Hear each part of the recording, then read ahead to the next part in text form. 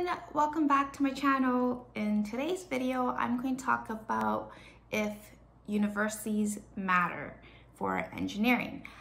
Specifically, if the different types of university matter in engineering, especially when you're trying to look for a job. This is a topic that I've discussed with my engineering friends, my engineering coworkers, and I think we all pretty much agree on the same thing. So I'm going to share with you what we know ever since we started working. And, obviously there are things that we would definitely change if we had known these before. Before you start watching this video, I think you have to ask yourself, do you like money? If you like money, then you should continue watching, because the different types of universities and what you study in engineering actually makes a big difference. But if you don't care about money and you just want to take engineering for fun, whatever interests you, it doesn't matter which school you go to, then this video doesn't really apply to you. One thing you also have to note is that university is like a product, right?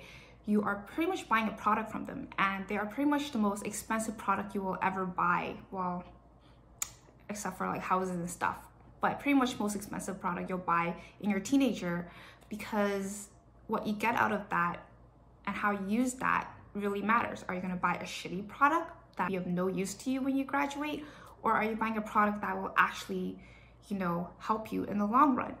There really is only two parts to this video, so let's jump into the first one. Number one, yes, university does matter. It matters, and also the type of engineering that you study matters a lot as well. So number one, Waterloo. Waterloo makes a big difference. If you're studying engineering, you should always try to get into Waterloo, because Waterloo is where you get access to co-op and FAANG companies like Facebook, Amazon, Netflix,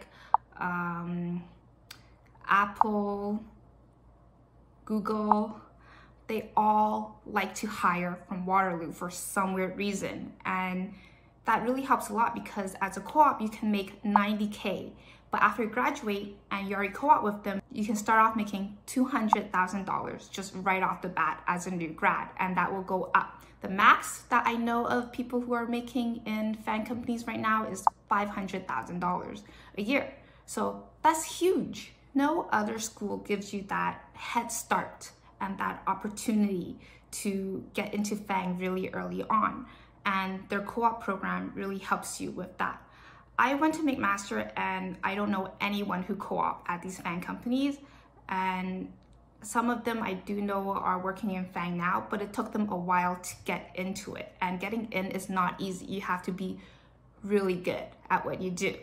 And also, if you went to McMaster, U of T, or other schools, it'll probably take you 5 years to get in, because you need to develop that experience. Whereas Waterloo grads, they already developed that. They already got in co-op, so they'll be rehired again very easily. I also want to note that this is for tech. So obviously, in engineering, there's many different branches, but the one that will make you the most money is in tech. And that is where the range starts from 100K to pretty much 500K a year. But if you're going to go into traditional engineering, you won't make that much, believe me, because I started off at traditional engineering and I have regretted it ever since. So if you are going into Waterloo, definitely try to get into software engineering. And if you are not in software engineering, Waterloo engineering is still pretty good for other engineerings, because of the fact that you still get access to their co-op portal, their job portal, and you can still get co-op at these FAANG companies even if you are not in software engineering, and that will help you get into tech a lot easier and help you get into FAANG companies a lot easier as well. Second thing is, all the other universities, they're all the same. It doesn't matter if you go to U of T, McMaster, Queens, UIT, Guelph, for those unheard of universities that are not that popular, it doesn't matter. They're all the same for traditional engineering jobs. If you're not going to tech, they're all the same. It doesn't matter where you go. All the companies just hire you the same as if you went to Waterloo or Carleton. So in summary, really, it's just number one, Waterloo, and two, all the other universities are pretty much the same. I noticed this because when I started looking for jobs, I was working with people from Ryerson, U of T, Waterloo that are not from tech, working in the same company, making the same amount, you know, which is like for traditional engineering, not very high. You're making around 60 to 75K. If you're really good and if you've been working for a very long time, then you might be able to get 80K. It's not very high. I think there's this misconception that engineering pays really well. The truth is it doesn't. It really doesn't. It pays really well if you have worked for like 30 years and then you like magically get a 100K paying job because you have 30 plus years of experience. But most of the time you are gonna be making around 60 to 70K for the majority of the time that you're working in engineering, which kind of sucks because that's pretty much what all the other industries are paying as well, right? So you went to this really hard program, you know, studying really hard where you don't really get to enjoy, you know, partying or whatever as much, and you just come out making the same as people who have studied, you know, like arts, or, you know, I think you even make less than people who've studied accounting, or the point is you make less, a lot less. So I would definitely advise people against going engineering because the trade-off is just not very good, and you have a really tough undergrad, and when you graduate you get paid less than a lot of the other industries. Tech, on the other hand, is really good because the pay scale is very high.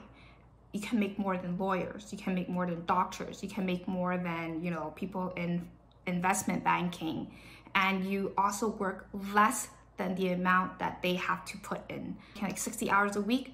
If you're in tech, you can work half the amount of that hour, so 30 hours a week if you're really good, and still make like over $300,000 a year. It's crazy, and you only have to put in 4 years of schooling to get in, whereas, you know, lawyers, doctors, all that stuff, you have to do 4 years of undergrad, another 4 years of like additional schooling. So, you know, I think tech is really the popular field now to get into. Okay, so what happens if you don't get into Waterloo for software? Go to Waterloo for other engineering and just try to get co-op at tech companies and try to learn programming on the side, try to learn LeetCode on the side, get really good at that. And, you know, it's almost the same as going to Waterloo for software engineering. Okay, but what happens if you don't get into Waterloo at all? Then just go to, you know, any school for computer science or software engineering. It's fine. Although maybe you can try to avoid going to like the really hard schools where they bombard you with like a lot of work and you don't really get a lot of time to, you know, learn things on the side, like U of T or McMaster. Because from my experience, McMaster was just dump you a lot of work. And do I retain any of that information? No, I don't. It was just a school. I just feel like it was a school where I went and they just try to like give you a lot of pressure to see how much you can handle in terms of workload. So one thing I got from that is I can handle a lot of workload, but I don't really learn anything really useful. So, you know, if I could redo it all over again, if I can't get into Waterloo for software, if I can't get into Waterloo for the other engineering programs, I would definitely go into, you know, other universities like maybe UIT or Alternate University, and whether it be software or other engineering, and just try to learn programming on my own and on the side and get really good at LeetCode. Actually, maybe even going to UIT would be the better option just because they have the word tech in it, you know? So I'm just letting you guys know this is what I've discussent with my friends who are in engineering, and we all agree this is, well, at least most of us agree this is what we would redo. And, you know, we definitely feel like we went into the wrong profession because you know, when I was working in engineering before I switched over to tech, I was making half the amount that I was making now. And I would say that I'm not even making that much in tech by making double the amount that I was making before when I wasn't working in engineering. In addition to making twice as much as I was making before in engineering, I'm also working half the amount that I did before. So I'm less stressed. I do half the amount of work that I did before, and I'm making twice as much. I feel like as, you know, teenagers, you don't really listen to these advice as much because a lot can change obviously when you graduate. But I do think that tech is pretty much here to stay. There's a lot of opportunities. A lot of things needs to be automated now in the future. Traditional engineering is pretty much dead. It's dead. Like it's dead. There's no really great reward from going into it. And I would definitely advise from going into traditional engineering. That pretty much concludes my video for today. And if you have any questions or comments, just let me know in the comment section box below, and I'll try to get back to you as soon as possible. So thanks for watching. Bye.